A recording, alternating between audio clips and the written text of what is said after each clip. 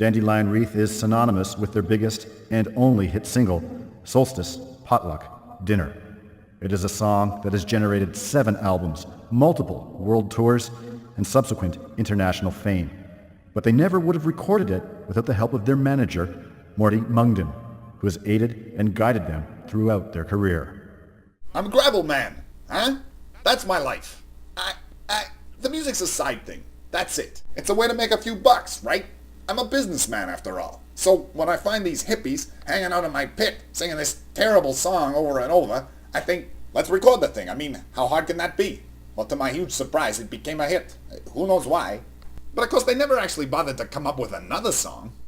We play it and people go, yay, it's Dandelion Wreath, the Solstice Potluck Dinner! We play it, and then it's like, let's play it again! It was like, yay, it's Solstice Potluck Dinner! And then we just like, we play it again. Solstice. That was Farrell's part. Solstice Potluck. I don't know whose part that was. Harmony. It was Harmony's part. That's right. Solstice Potluck. Harmony had 2 words. And then I had the last word. I had dinner. Their song, Solstice Potluck Supper, Dinner, I forget, because I've never listened to it, but their song is like an anthem of sorts for the Yukon. As you know, a big part of my job is approaching ministers to try to solve problems for Yukoners. And every time I go up to minister, you don't get much time, these are pretty busy people. And instead of, I asked them my question, they said, oh, but how is Dandelion Wreath doing? And could you get me one of their CDs? I just love that band, and I got to go to my next appointment. And so it makes it really hard to get anything done with them. From a radio standpoint, what I like about their sound is the recording. It's very live off the floor, as we refer to it in the business. They've kind of captured that busking honesty, yet with today's digital technology. The naked beauty of the vocal and the raw groove and power of the djembe, and the rhythmic interplay and tonal nuance of the guitar really is quite masterfully put together. They haven't used all the studio trickery that so many people do. There's no beat mixing, there's no loops, no samples, just the raw, beautiful music of the girls. And I think that's why it stood the test of time and why it's been so big with our listeners. So it came on the radio, and I was like, oh, right on, this is cool, because I always heard it on the record, like on the stereo, on the record player, but yeah, the first time I heard it on the radio, it was like, wow, is somebody playing the record? No, it was on the radio. Wow, it was really something. It was a hit, I wasn't going to complain. I mean, you want to know about Solstice Potluck Dinner? Solstice Potluck Dinner was recorded on June 21st, huh? Not even the friggin' solstice, huh? How's that for artistic integrity, huh? I'll never forget the summer tour they did, Anne Marie and Dandelion Wreath. It was a festival. This was before Lilith Fair. It's called Sandalwood Summer. I think 81, because it was just before the breakup. And I remember being there and thinking, this might be my last time to see this many lesbians in one place. Turns out it wasn't. I've seen more lesbians in a gathering several times since. One was the opening of Home Depot in Sackville, Nova Scotia. We have Solstice Potluck dinners almost every day. Almost every day. And Farrell will make another batch of lentils, but in a different way. One day she'll use cinnamon, the next day cardamom. I wrote the important part. I wrote the dinner part. So, dinner. That's what the song would be like if it just had my part. Dinner.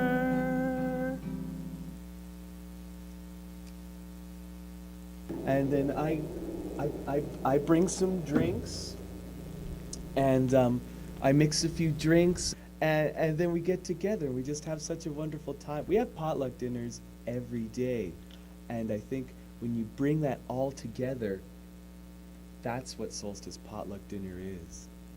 It was a solstice potluck dinner. Yeah. Great fucking song. Solstice Potluck. Wow, what a great song. With success came temptation.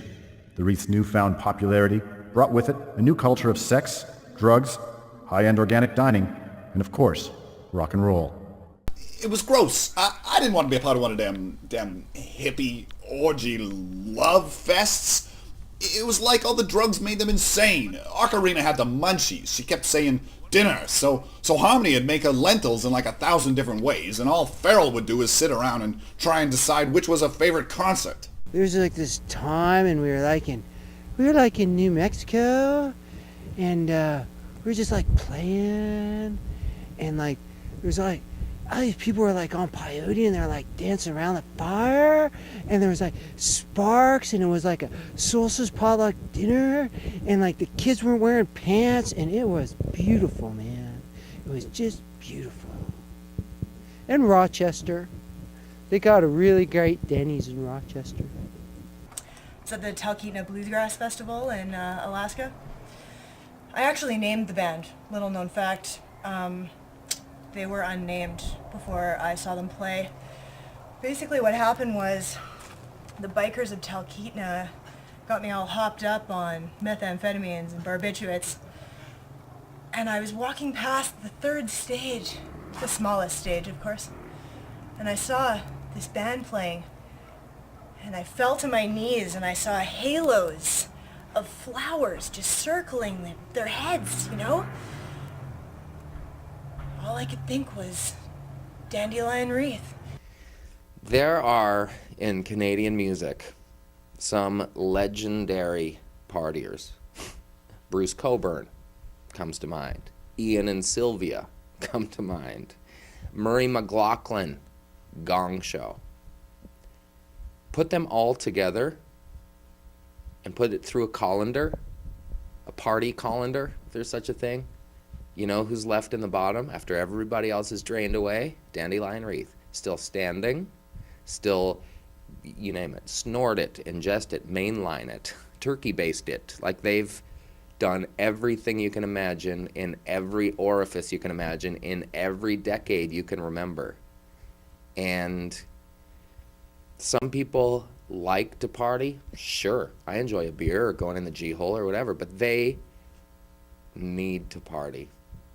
They do, you know, and they like to get folked, if that's a term. But it was Skippy who was hardest hit, as the potent cocktail of drugs, booze, and icing sugar he ingested overwhelmed his system, inflating his ego, and eventually driving him mad. Well, the free drugs are definitely a benefit. I mean, I'm not going to lie to you, but without me, the girls are nothing. Ah!